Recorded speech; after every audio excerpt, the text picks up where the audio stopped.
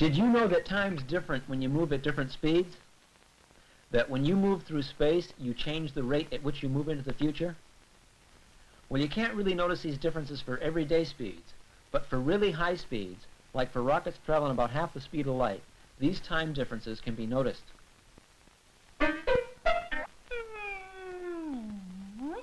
Let's take a look at the so-called twin paradox. Well, bye. I don't know. I'll see you again. Yeah, I guess we will see you. Sure, you know, well, it's all in the dark outside. science. Well, it is dark.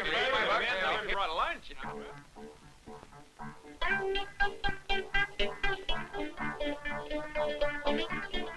Now, while the traveling twin experiences weeks,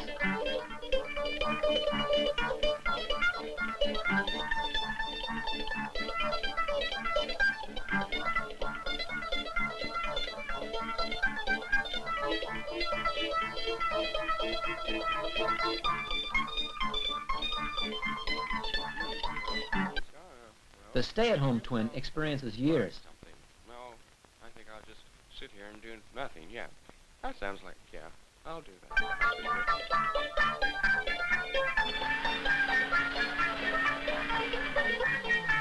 Oh, what is going on out there? Oh, my goodness, I don't believe it. I didn't see you. I must relax. I can't relax. I'm too old to relax. Look at the style. Look at the size of this one.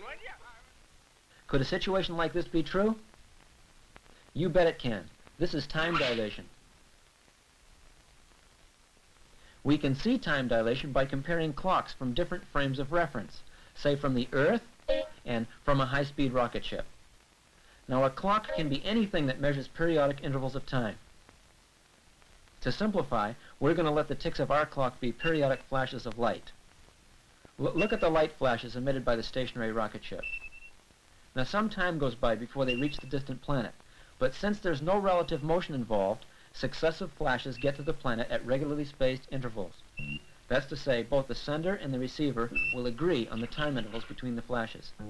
Now, there's nothing unusual about this. But suppose the rocket ship moves. Look at the Doppler effect. An observer sees the flashes at shorter intervals.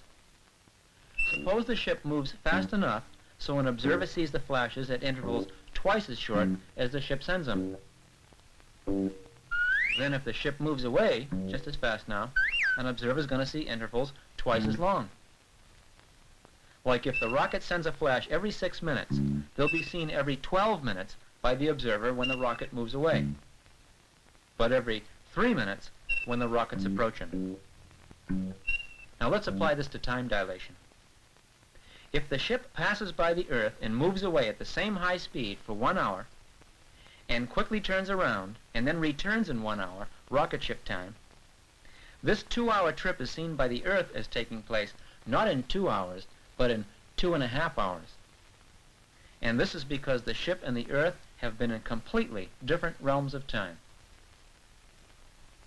Let's look at this in greater detail. Suppose that when the ship goes by the Earth, that clocks on Earth and on the ship are synchronized to 12 noon. Then as the rocket leaves the Earth, a flash of light's emitted by the ship every 6 minutes. That's 6 minutes rocket time.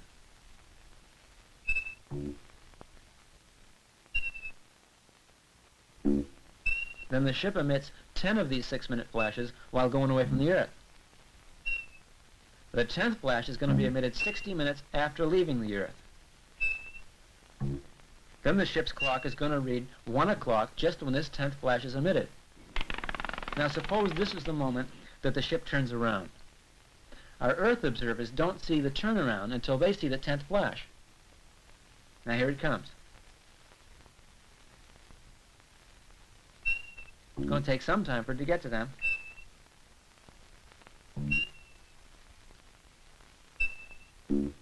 Closer, closer, closer.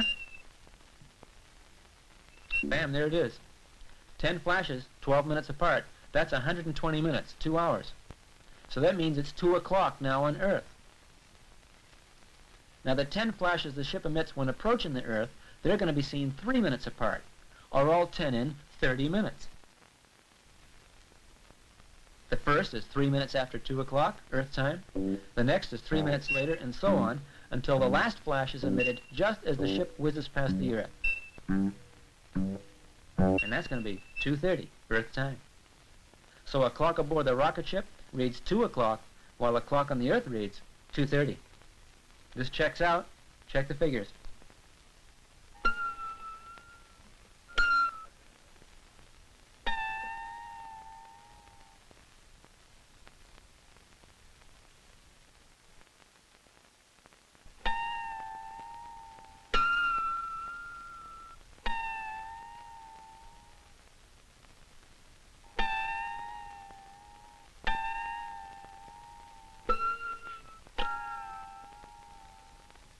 Now let's go through this once again.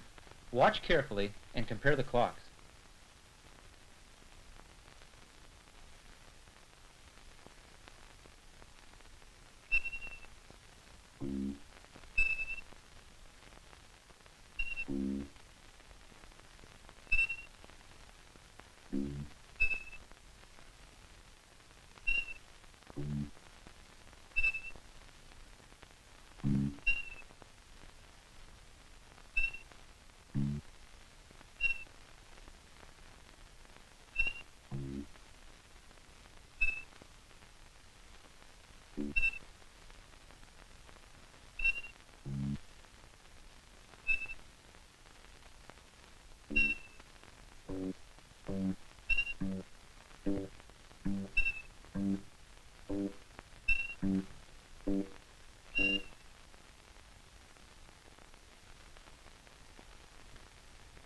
We'll get the same results if we switch frames of reference.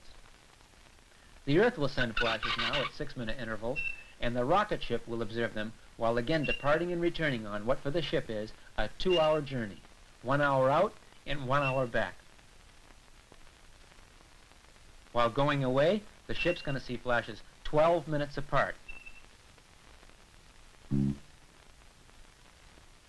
That means it's going to see a total of 5 flashes during this hour of going away.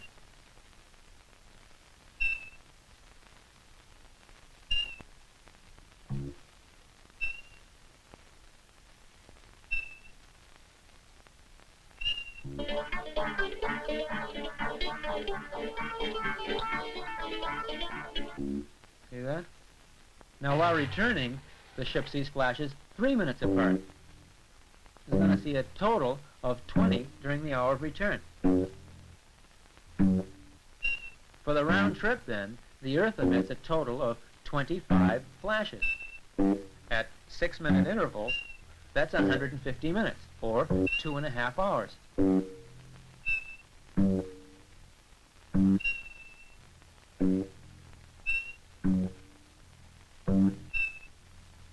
Same results as before.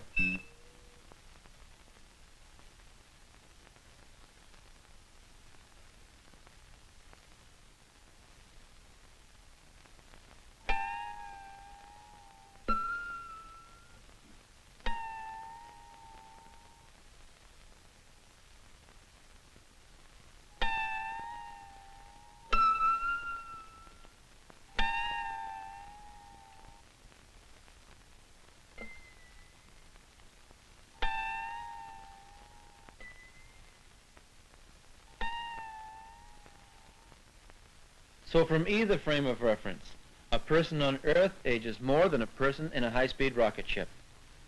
It's not so much a question of who's moving and who isn't, but rather the different space-times experienced.